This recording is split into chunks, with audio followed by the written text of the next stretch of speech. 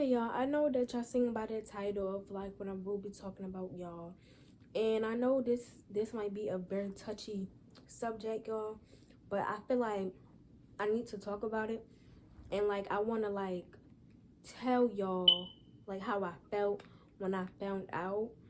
And just tell y'all like the whole story and like how everything started out and played out, y'all. So if you're new to my channel, don't forget to like, comment, sub to the channel. Excuse me, comment down below any other videos that y'all like to see on my channel, guys. With that being said, y'all, be going straight into the video.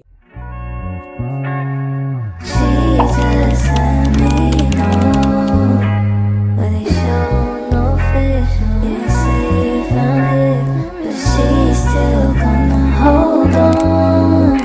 They didn't say you found it, but she doesn't want. Okay, y'all, so I'm gonna start off right here, y'all. Okay, well, y'all don't know. I don't want to say, well, I don't know if y'all know because y'all don't know. But basically, like, when I was younger, my grandmother told me that she did. What word can I replace it with? She was doing. How can I put this? I'm gonna say it, drugs. But I'm gonna cut it out, y'all. Basically, doing drugs. She said that she been doing it for like a very long time, and she was telling me how she made bad decisions in life and stuff like that, y'all. Like, mind you, I was so close to my grandmother, y'all. I was very close to my grandmother, and it was just like, it was just so unexpected. Like, I did not know. Like, that's why they say check up on your family, make sure they're okay, y'all. But anyways, yeah, basically she basically had a rough childhood, a rough life and stuff like that, and that made her want to go do what she did, y'all. And also she was telling me how, mind you, this was when I was younger, because the whole summer of like 2016, 2017, or something like that, y'all, we stayed over my grandmother's house for the whole summer so my mom can go to cosmetology school or whatever. Shout out to my mama, y'all, and congratulations to her, even though that was like back in 2016. Yeah, 2016, but yeah, whatever. Yeah, and we stayed over there, and me and my grandmother, we were just laying in the bed, we were just having a conversation and stuff like that, y'all. And we was just chilling, we were just watching Wendy's and stuff like that, and we was waiting for my grandfather to come home because he worked late nights and stuff like that, y'all. So we were just waiting for him to come home, and we were just talking. I think she started the conversation, and she just told me what she did and why she did it and stuff like that. And she told me how she went to like this little place to help her recover, to help her stop doing what she did, y'all. And yeah, and also when I was at her house, y'all, I recalled her when I was younger, y'all. I saw her doing what she said that she did with like the needles and everything and stuff like that, y'all. But yeah, um, yeah, and basically, when I saw that, I'm not gonna lie, I was a little terrified. I was scared because I felt like that wasn't something I should have been seeing as a kid. But then again, y'all, okay, so they had this house, and there they had this door, but the door was kind of broke, and the little door handle came off of it, so it was this little hole.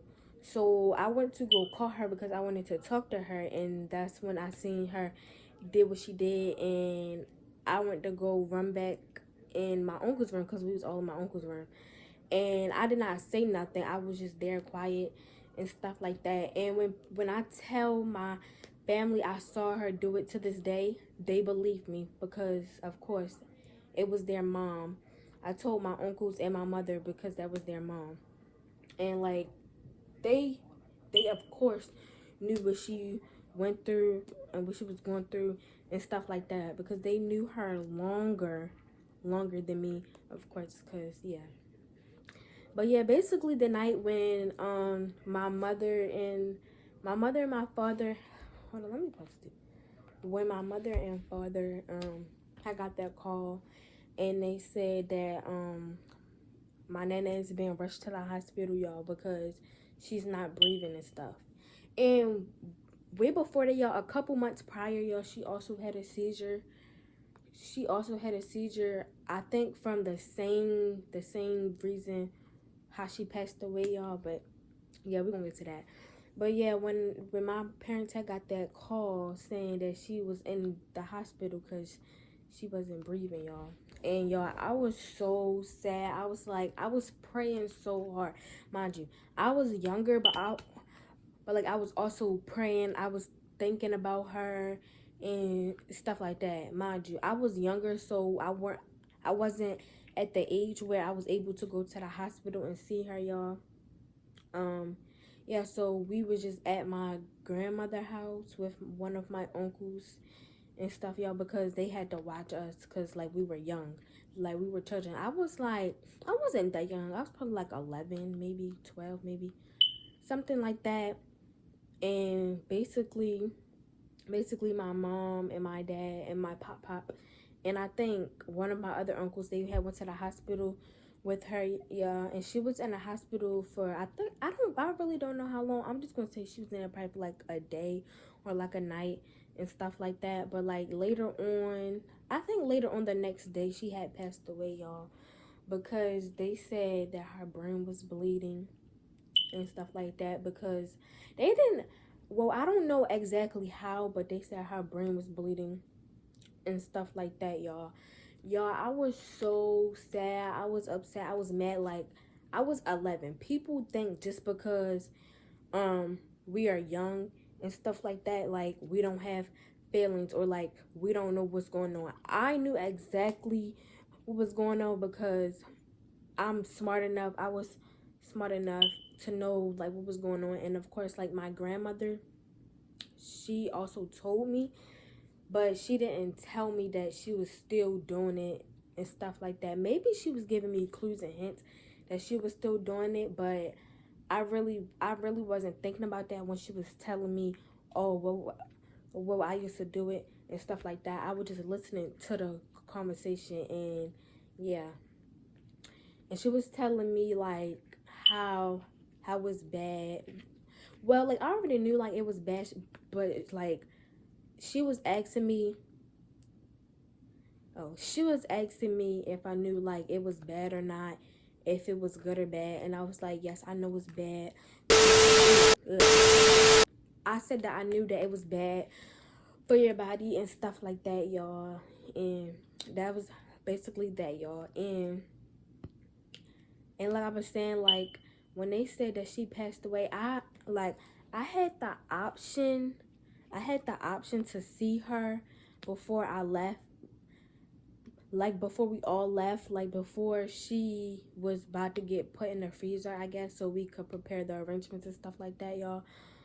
But, well, I think she was about to get put in the freezer, or she was still in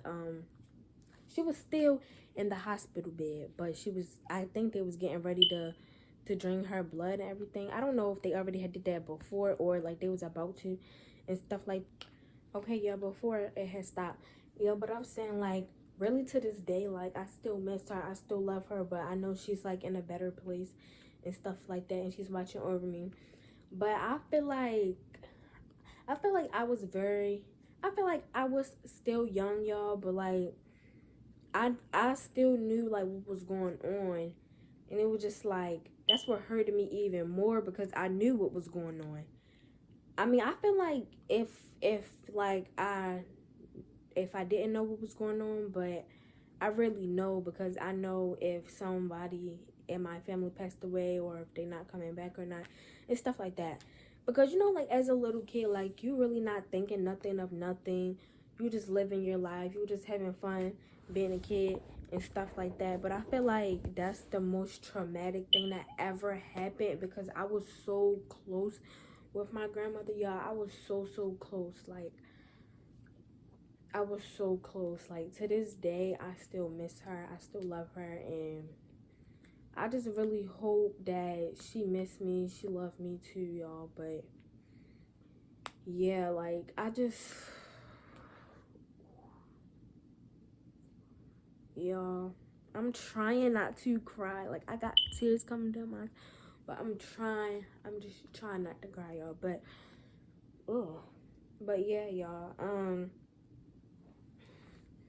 I feel like as a young kid, like that was the most traumatic thing that happened before even, yeah, I feel like that was the most traumatic thing that happened, y'all. And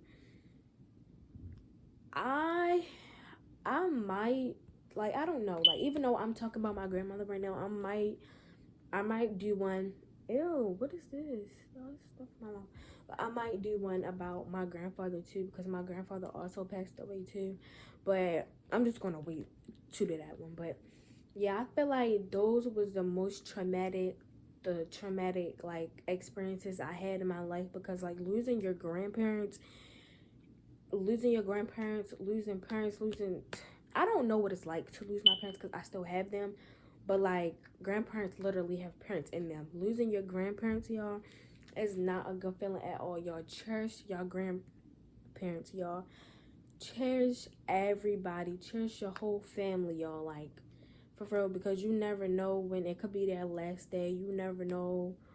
You never know what's going on. And also check up on your family, y'all. Like, seriously, y'all.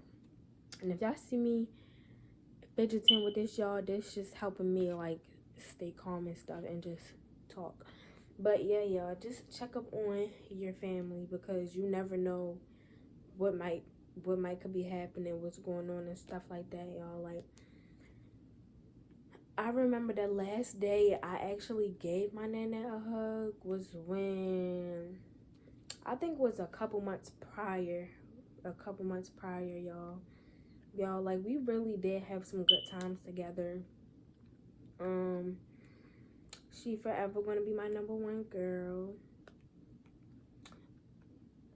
Well, my mother is my number one girl, but I mean, both of them could be my number one girl for real. But y'all know what I mean. Like, I will always love her, cherish her in my heart, y'all.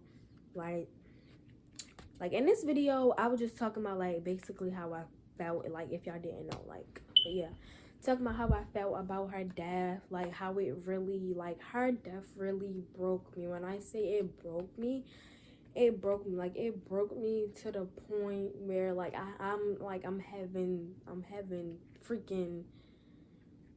having trouble sleeping at night, y'all. Like, just, that's why I'm always up all night, y'all. She's always on my mind for real. Like, my nose is so stuffy, but y'all, I'm telling y'all, like, grieving, there's no time stamp to grieving, y'all. Like, it's really no time stamp. It's really no time stamp. Like, you could have as much time as you want to grieve, y'all, because grieving has no time stamp at all, y'all. Like, it has no time stamp. Like, losing someone close to you is losing someone close to me, it really taught me a lot of life lessons, y'all. Like, taught me literally a lot of life lessons. Like, yeah, like, that's why, like, I be trying to be patient with people. I be trying to let people come into my life. I be trying to let people like help me out and stuff like that, y'all. But I'm always in a house. I feel like I'm always to myself. I don't talk to people. I feel like I'm not gonna lie, I feel like I lost myself at that point. Like, I feel like I'm not myself anymore. But I feel like I will get myself back, because like, I feel like I could just find a way to get myself back. But I know that God will always be there for me, y'all. And I could always have God. Things happen for a reason. It's life. Like, it's sad to say, y'all, but we all have to go one of these days, y'all. Hopefully no time soon. I'm just praying and hoping no time soon, y'all, because y'all, I got so many things I'm still praying for. I pray for, still praying for it to this day, that I want to do with my life and stuff like that, y'all. Like, I feel like I haven't even started living my life yet. I feel like I have not, but yeah, y'all. I hope y'all enjoyed this little video, whatever, y'all, because like I feel like I just had to get this out, y'all. I had to get it out, because I feel like everybody should talk about their stories. I mean, everybody don't want to talk about their past traumas and stuff like that, but me, y'all, I just had to talk to y'all because, like, why not? Y'all, like, even though they say, like, I don't use death, like, other people death, like, people that I lost, I don't use that as an excuse, y'all, but I feel like it could like be like a past trauma experience and stuff like that may cause a person to feel some type of way or do something, y'all. But honestly, y'all, not gonna lie, I really feel like it's like some days I cry, some days I not. I mean, I feel like that's just life in general, y'all. But yeah, I really feel like, I know I keep on saying like I really feel like, because like this is like how I really feel, y'all. Like, I wouldn't even want my worst enemy to go through this. I don't have any enemies, but like I'm just saying, like I wouldn't want nobody to have to experience this, even though a lot of people may have already experienced this before, y'all. But like it was so unexpected because I didn't know I was going to experience this so early. Like in this life, like you could like really never be prepared for certain things in life, y'all. Especially these big situations like losing a loved one or anything like that, y'all. But yeah, honestly, I feel like that was the biggest that was the I feel like after that I was at my breaking point. But then again, like I thought about it, like I took some time out and I talked to God about it. I talked to God about how I feel, even though God already knew like how I felt about it, y'all. Like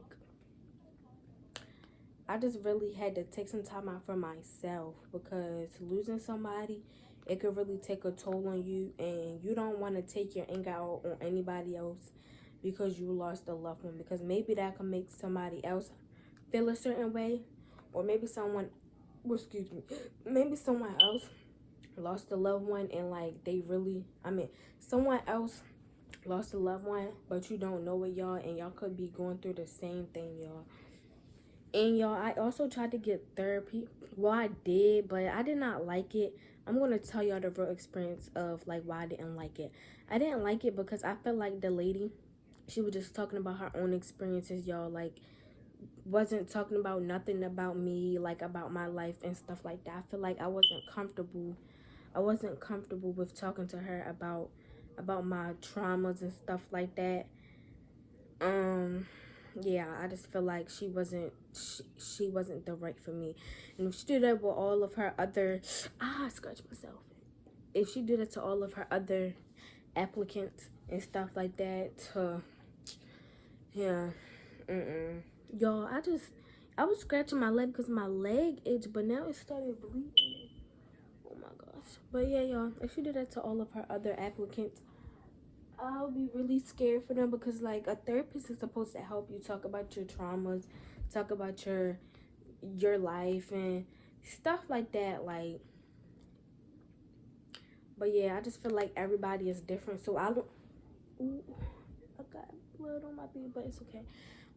I learned to cope differently. I learned different coping mechanisms. Alright, y'all, like I was saying, y'all, I hope that y'all can find different coping mechanisms to help with y'all trauma, or just not trauma, just regular day-to-day life and stuff like that, y'all. And I hope that me telling my story could motivate some of y'all to tell y'all stories about how y'all feel about the people that you was very close to and stuff like that, y'all. And yeah, y'all, like, yeah, that's basically what happened for real.